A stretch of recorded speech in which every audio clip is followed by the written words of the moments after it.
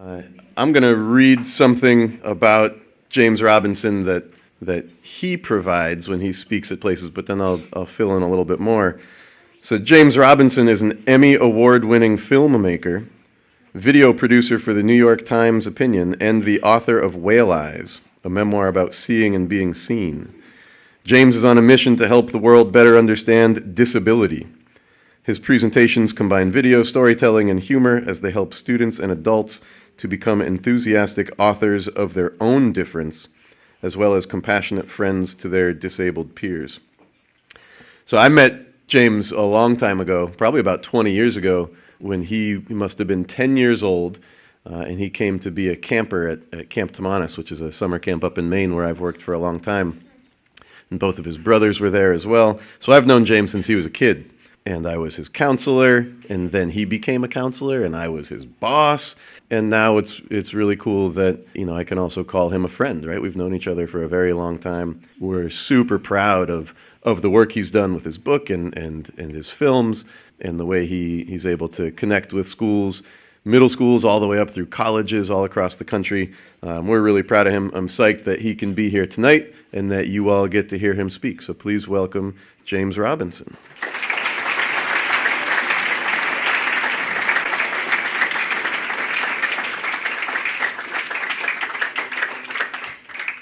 Thank you so much. I'm really excited to be here too. I have to say, when I was 10 years old, I really hated swimming.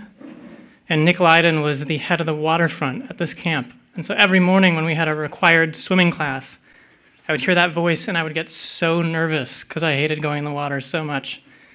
So hearing your voice again, I was like, oh my gosh, I'm gonna have to dive in.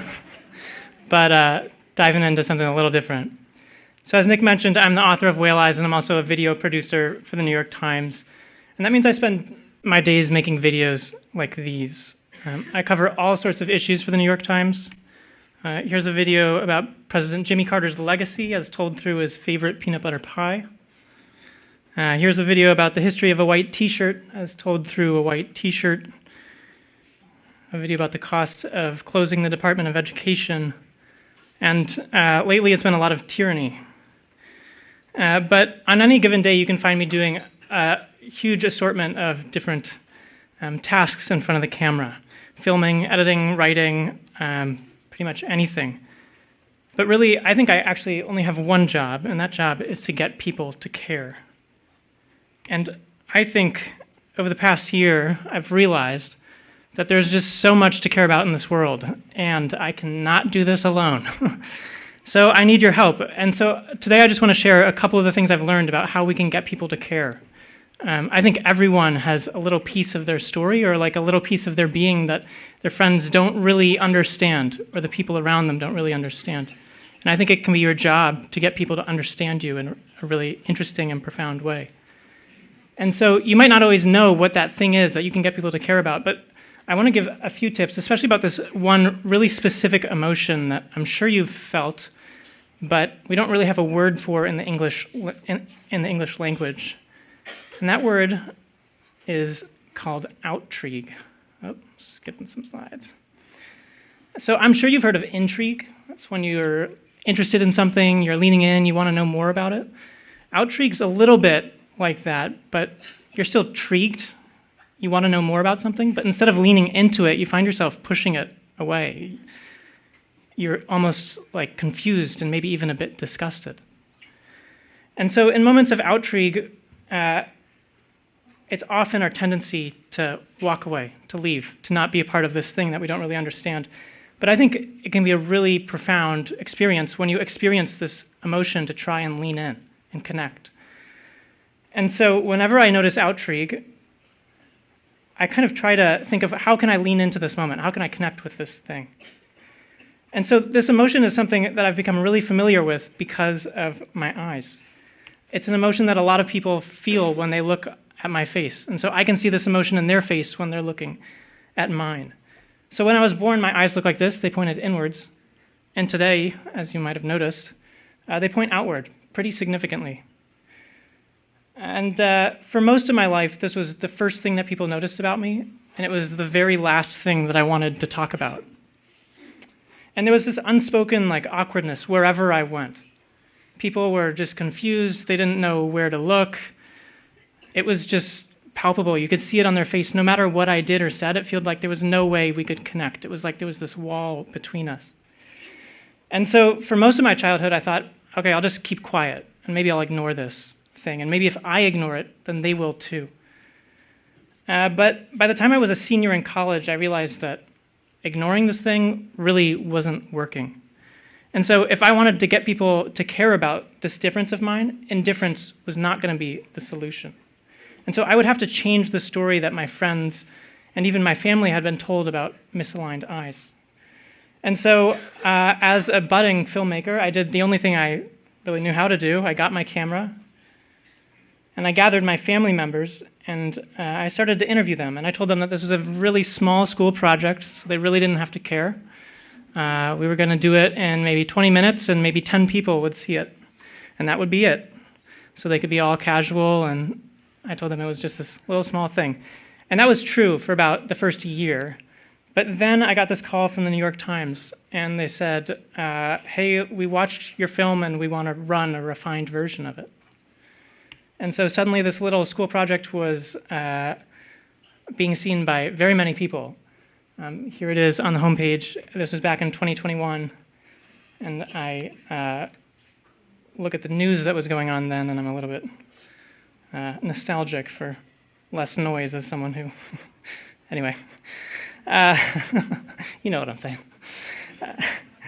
So I'm going to play that film for you now. It's about 10 minutes.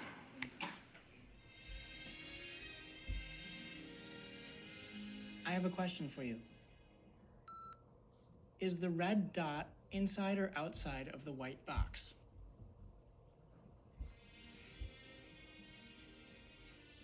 Okay, I do not see a red dot. What red dot? I don't see the red dot. There's no red dot. Okay, we'll do it again. Is the red dot inside or outside of the white box? I don't see a box. There's no white box. So now I see the dot and I see no box. Next one. Oh, I see what you're doing. What? Is this what it's like for you? Oh, God. That's what I see when I take the test. Ow.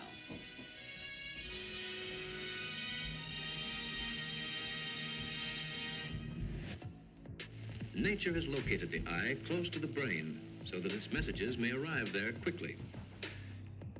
The eyes are really an extension of the brain, and the whole optic system is capable of understanding and memorizing.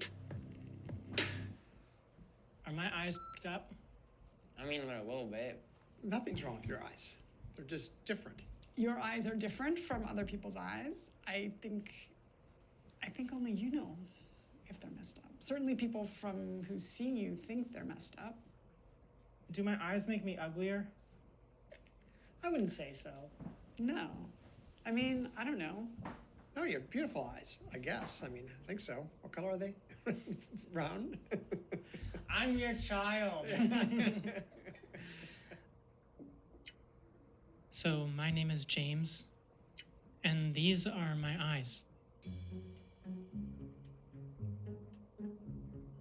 Having eyes like mine, well, it feels like everyone I meet is frolicking happily on the ship they've dubbed the USS Normal.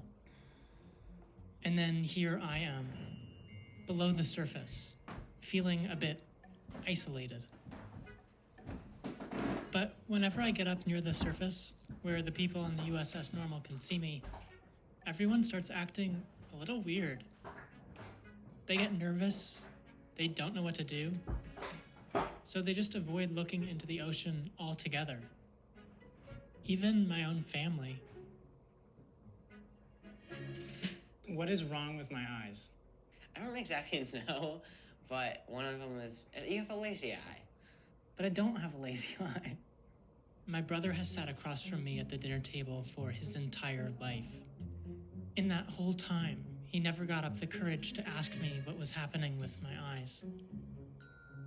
Now look, I get it. I used to also believe that this conversation was best avoided. I used to lie to people about the name of my condition, telling them that it was a lazy eye. Not because this was true, but instead because it was something that they would have heard of. But the thing is, I don't really think that's productive anymore. And that's why we need to talk. If you're going to spend your whole life aboard this ship, then I want to tell you a little bit about how you can meaningfully interact with what else is out there in the ocean. You see, the name of my condition is strabismus. I'm an alternator with exotropia, and I have a complication called ARC. All of that is hard for even me to remember, so that's why a couple years ago, I just started calling them whale eyes.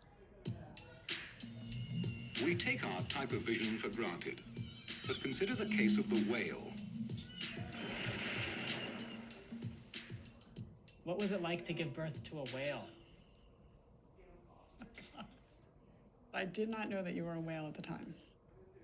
For me to explain whale eyes to you, the first step is to understand how normal eyes work. Normal is a complicated phrase. My mom is technically normal. Her eyes both work together. But she's also the proud owner of a 50-pound bag of popcorn kernels, which is exclusively for personal consumption. Well, let's say you wanted to look at this abnormal object with your normal eyes. A normal person would see the popcorn out of both eyes. Your brain fuses those two images into one and you figure out 3D. That 3D is how we do things like shake hands, play ping pong, and hand each other Post-its without missing. So that's considered normal? Your eyes? Yeah, kind of a different story over here. You see, what happened is both my eyes worked perfectly individually. They can both see the popcorn with 20/20. It's just at this collaboration stage where they got a little confused. So my brain was getting this image from the left eye and this image from the right eye. And it was like, holy cow, that is so much information and so much popcorn. My brain could only handle one of these at a time. So I started switching back and forth. You see, my eyes were never actually lazy. It was just my brain got confused.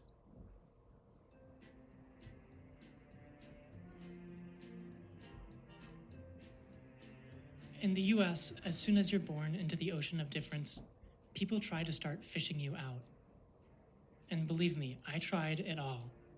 Band-Aid eye patches, pirate eye patches, staring at strings for long periods of time, 3D glasses, reading glasses, staring at strings for even longer periods of time. The most popular form of vision correction is surgery. If you're young enough, doctors can straighten your eyes and trick them into realizing that these two objects are actually the same thing. I had it twice, and the doctor missed both times. This is what missing looks like. The eyes might look aligned, but it wasn't close enough to trick my brain. I was like a fish that kept getting caught, taken into a boat, and then wiggling its way back into the ocean. What all these failures meant is that I was going to have to grow up with whale eyes, overboard, in the sea of difference. Let me give you an example from when I was 6 years old. I'm on the baseball team, Montecasino, Tulsa, Oklahoma.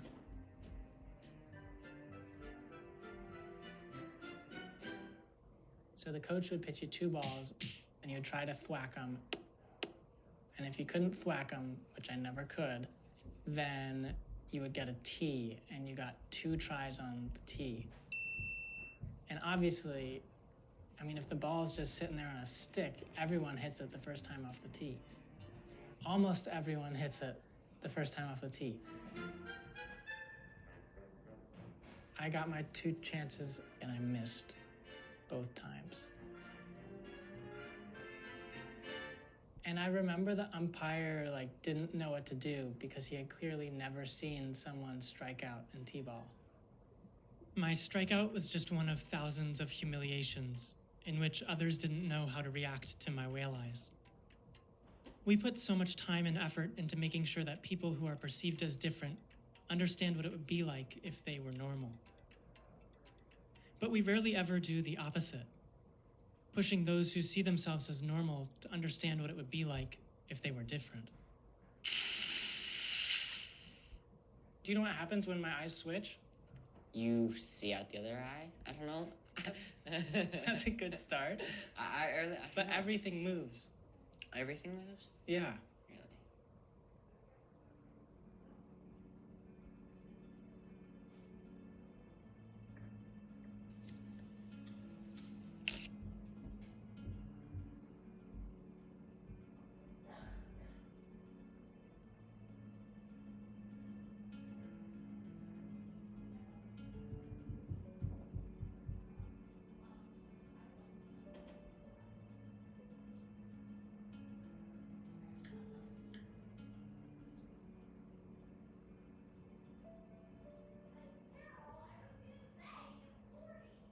So everything jumps.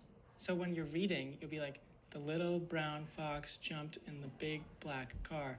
It's like, car's over here now. Now, my way of perceiving the world might seem strange and frustrating to you. But if you come below the surface, you'll see that I've adapted. Take, for example, the pencil dust. Isn't there a famous article on pencils?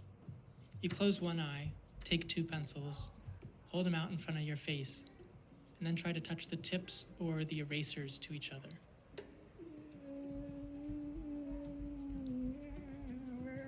God. I can't do it. Hands up. I got it. Wow, you're faster than any of us. I know. Do you know what I do? What? You just look for the shadow.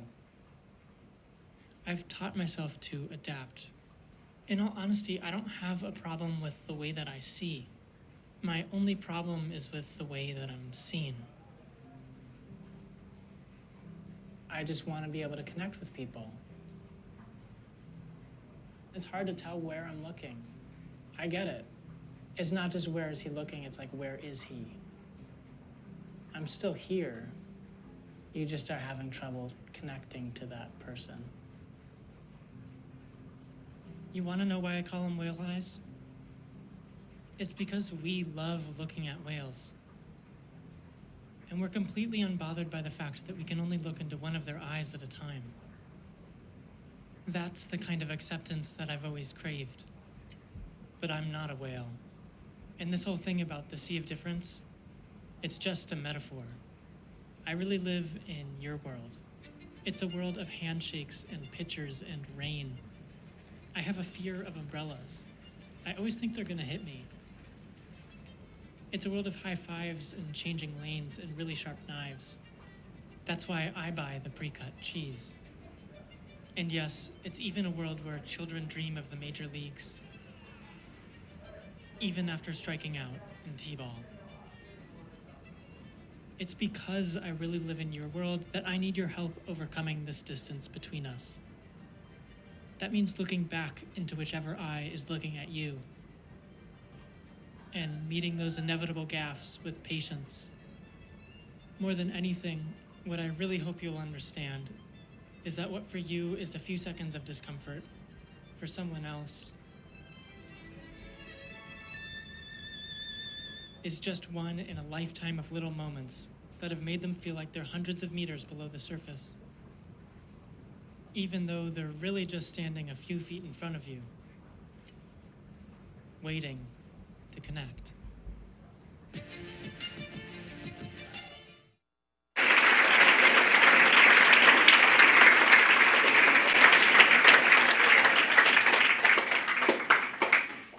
Thank you so much.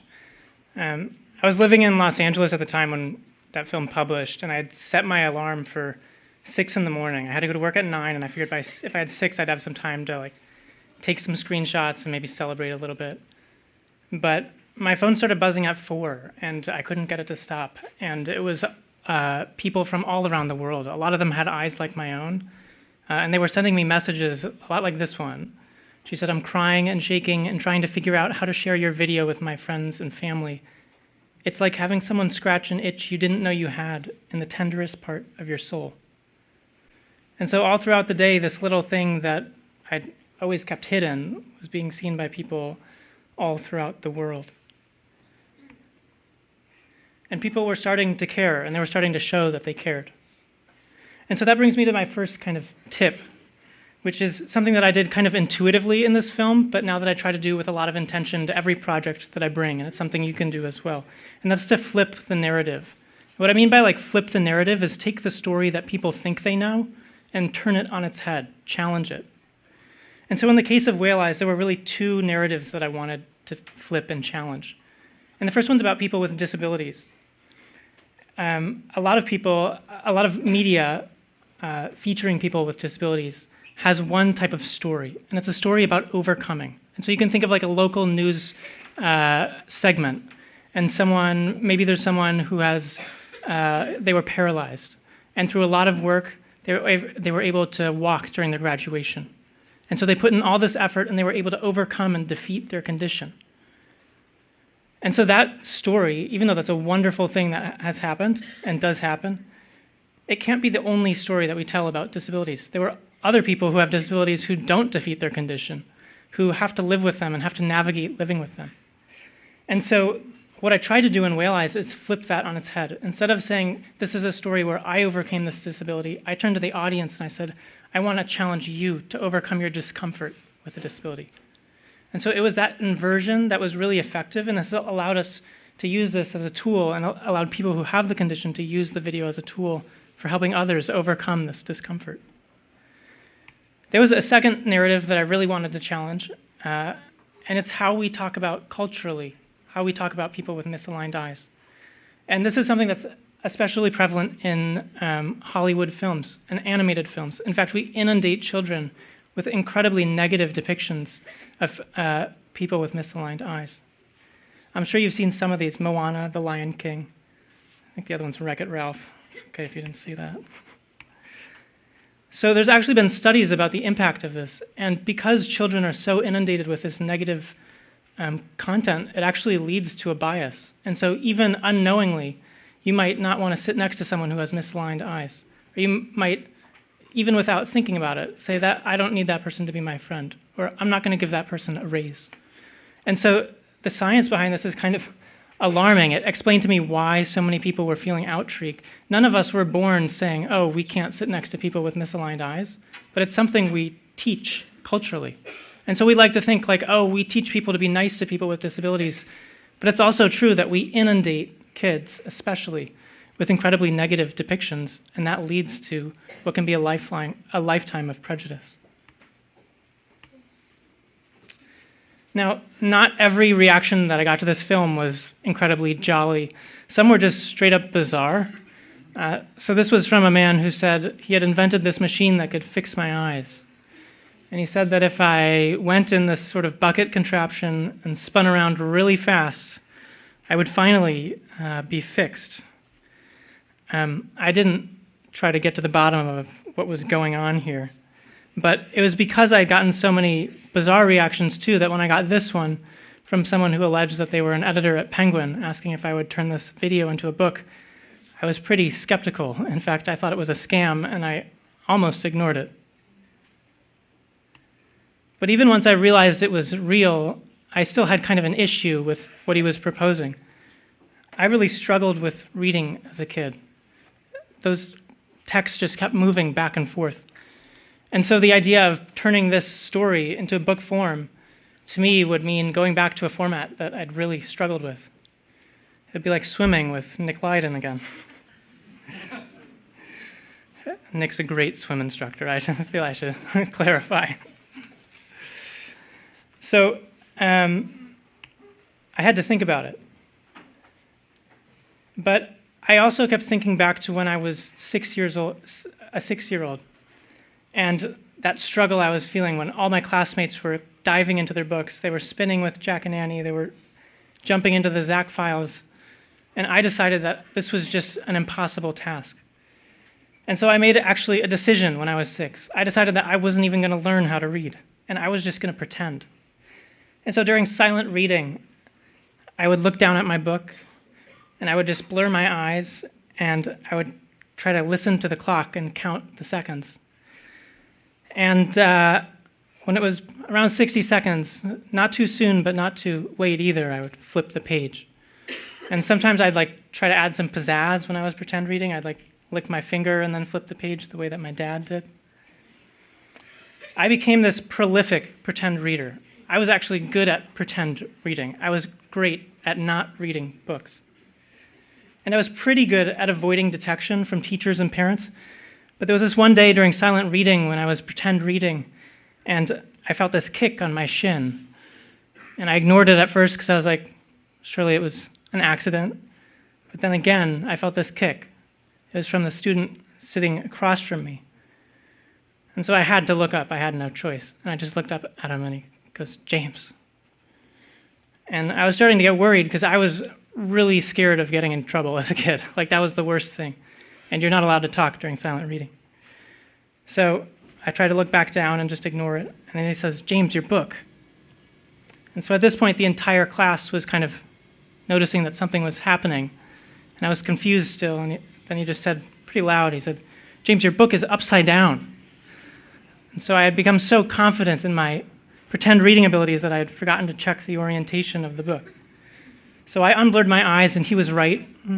Those words were upside down. But at this point, my teacher was hovering over, and I realized I had actually an even bigger problem. Not only had I been holding my book upside down, but each time I turned the page, I'd been going backwards, further and further towards the beginning of the book. And so at the beginning of quiet reading, I had told my teacher I was on page 32, and she was now hovering above me, seeing very clearly that I was on page 17. So I had a problem.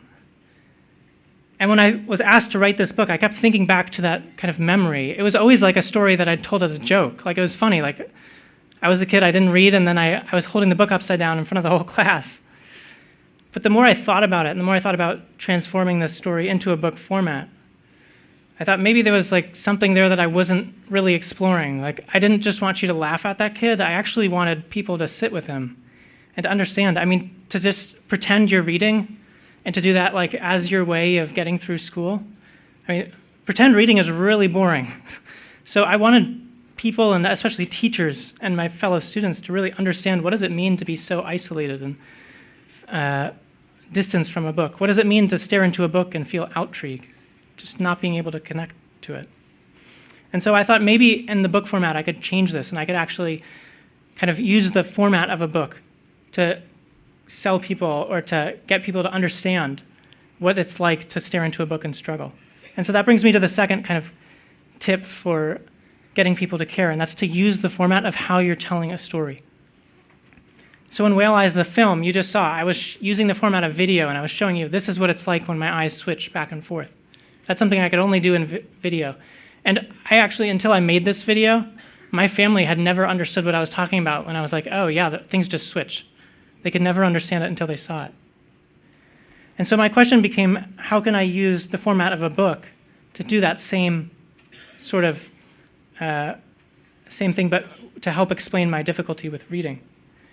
And the answer became, I just went hog wild with the design. And so I started to think about ways you could hold the book upside down, or practice pretend reading. Or in certain cases, or certain pages, some of the text in the book is really intentionally difficult to decipher, because I wanted you to struggle the way a child struggles when he can't understand the meaning of the book. And so I'm just going to play, this is just a 1-minute clip, but it's some teachers and friends trying to read certain portions and certain pages of the book. And they're holding the book and really struggling at first. That's like outrage in its purest form. They're staring at this thing and they're kind of disconnected from it. But in this case, I was pushing them to stick with it, to try and understand what it's like to really struggle with a book. And so there was this really interesting, when we filmed this, there was this really interesting role reversal. So instead of me being the kid who was struggling with the book and these people offering encouragement, it was my old teachers who were struggling, and I was the one saying, no, stick with it, keep going. And so it was by using the form of how we told that story that we got to be each other for like just a few minutes. And that experience of like switching roles is so profound and so wonderful. And so it's something I'm always chasing, something that I try to work into every project that I do. So we talked about flipping the narrative, or flipping the story we're telling. We've talked about using the form. The last thing I want to talk about is this act of listening. Because telling a story, or understanding, or leaning into outreach, it's not always an act of telling a story. It can be an act of listening to one too.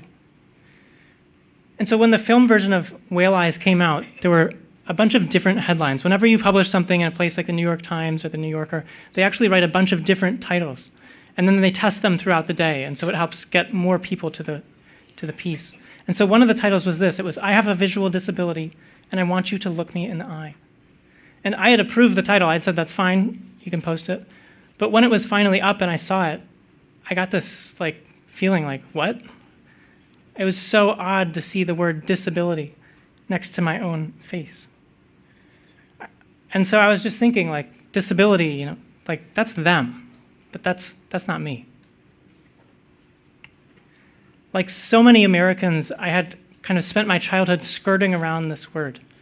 And I'd come up with all these substitutions I'm sure that you've heard of, things like otherly abled, differently abled, special needs, or special eyes. We used to say, James doesn't have a disability, he's got special eyes. But after making this film, I began to speak with some people in the disability community who actually use this word with pride. And I started to really listen to them. And to them, it didn't mean weakness. To them, it didn't mean something that they needed to hide. It was something they could use with pride and share with others. And it's interesting, culturally, we have this kind of secret meaning to disability. There's a reason that we skirt around that word. There's a reason I was saying special eyes.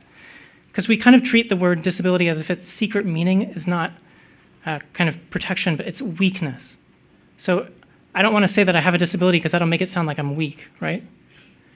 But these people, this word really meant that, to them it meant protection. It meant that you are protected.